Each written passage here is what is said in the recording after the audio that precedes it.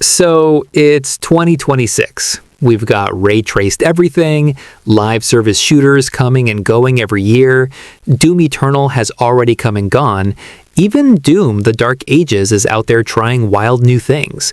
And yet, a lot of us keep coming back to one simple question. Is Doom 2016 still worth playing today?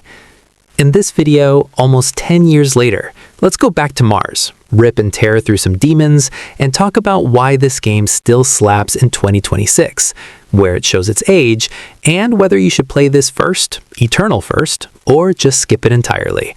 So grab your shotgun, crank the volume, and let's talk Doom 2016. Doom 2016 released in May 2016, and at that time it wasn't just another shooter.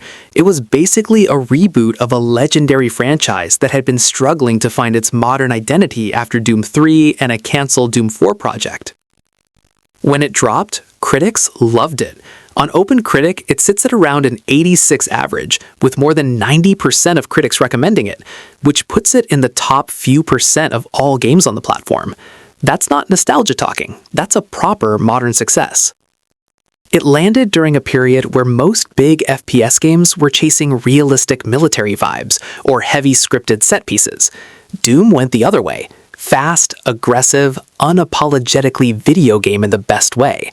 No regenerating health, no hiding behind cover for 10 seconds, just constant movement and violence.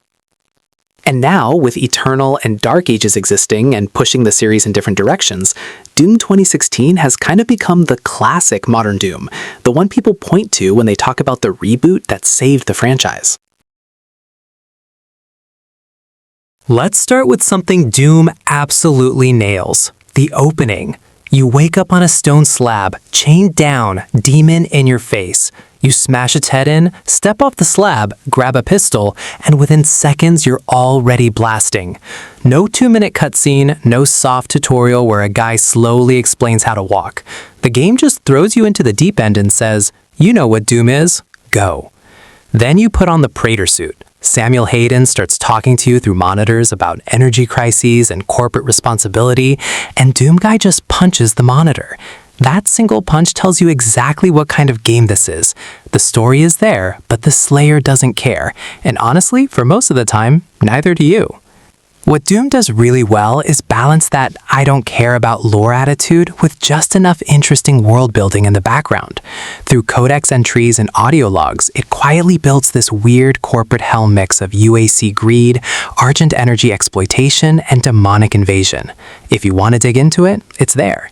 If you don't, it never gets in your way. The tone is this perfect mix of self-aware and dead serious. It's brutal, over the top, even funny in a dark way, but it never turns into full parody. The heart of Doom is its push-forward combat design. That phrase gets thrown around a lot in retrospectives, and there's a reason. It completely defines how the game feels to play. There's no sitting behind cover waiting for health to come back. Your health and armor are restored by being aggressive, by shooting, moving, and especially by using glory kills. When an enemy gets staggered and starts glowing, you can rush in, trigger a melee finisher, and get a shower of health pickups.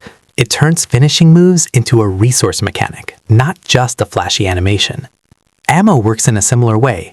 You have plenty, especially compared to Eternal, but the chainsaw is your emergency refill.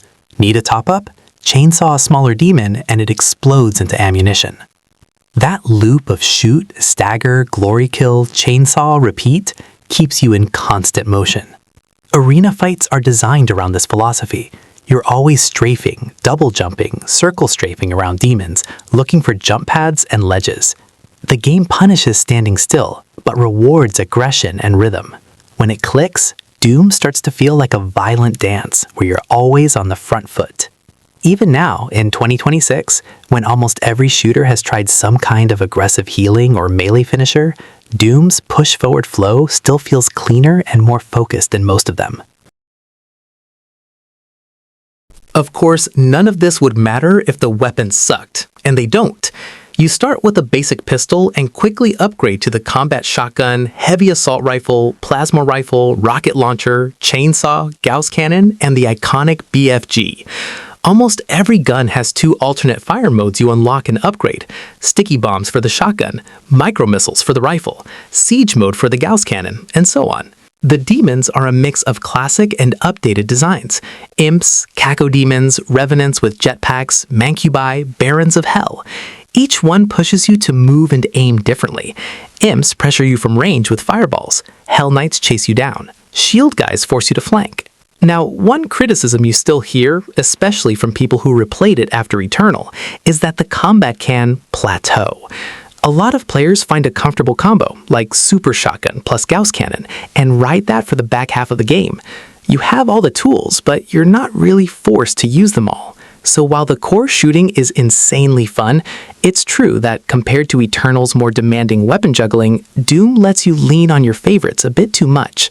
Whether that's a problem or a positive depends on what you want. In terms of structure, Doom is surprisingly old school. Levels are big, semi-linear maps with keycards, switches, and little side paths full of collectibles and secrets. You're moving between combat arenas, but there's a lot of downtime where you're exploring, platforming, and hunting for secrets.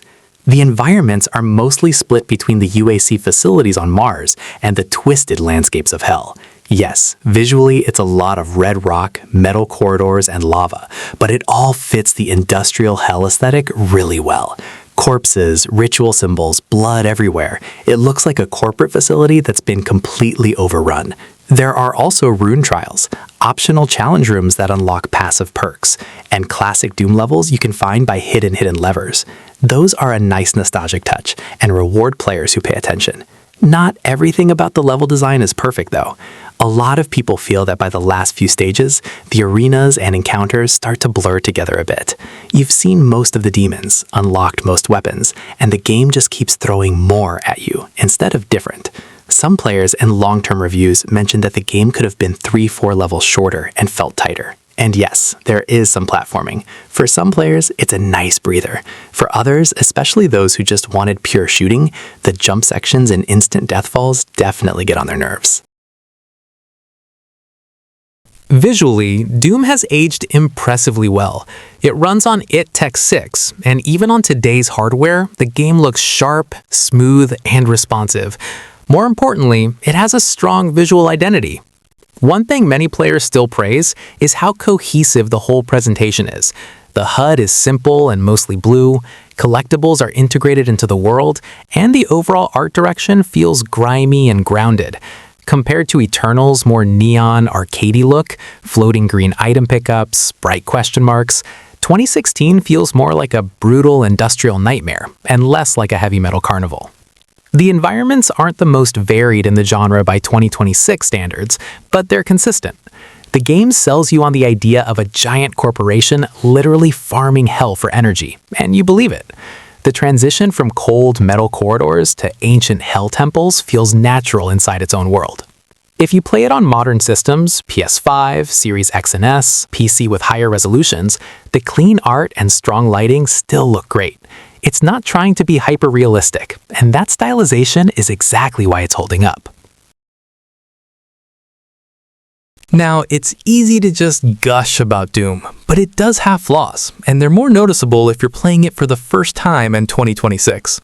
First, the story. Yes, the lore is interesting if you dig into it, but the actual plot is pretty minimal. Samuel Hayden, Olivia Pierce, Argent Energy, Portal to Hell. You've seen this kind of corporate hubris opens door to demons setup before. It works as an excuse for the action, but if you're expecting deep character arcs, this isn't that game. Second, pacing. A lot of people point out that the first 60-70% of the campaign is incredible, but the last few levels can feel repetitive and a bit dragged out. You've got your full arsenal, you've seen most enemies, and you're mostly just grinding through bigger arenas. Third, bosses and multiplayer. The campaign bosses are okay, but not mind-blowing. They don't quite reach the creativity of the encounter design in Eternal. And the multiplayer, it was easily the weakest part of the package. Critics and players both felt it was generic and forgettable compared to the brilliance of the single player. If you buy Doom in 2026, you're buying it for the single-player campaign. The rest is basically extra. So, finally, is Doom worth your time in 2026? If you've never played it, the answer is an easy yes. It's one of the most influential and well-designed single-player shooters of the last decade, still sitting near the top of critic rankings, and it's available on basically every major platform: PS4, Xbox One, PC, Switch, and of course it runs on PS5 and Series X and S via backward compatibility. It's not some obscure retro relic you need an emulator for. It's right there, usually at a good price. If you've already played Eternal and you're wondering if going backwards is worth it, the answer depends on what you liked. If you enjoyed Eternal's intensity and systems, Doom will feel simpler but more focused. You might appreciate how clean and lean it is. If Eternal overwhelmed you, Doom might actually be the perfect balance between classic and modern.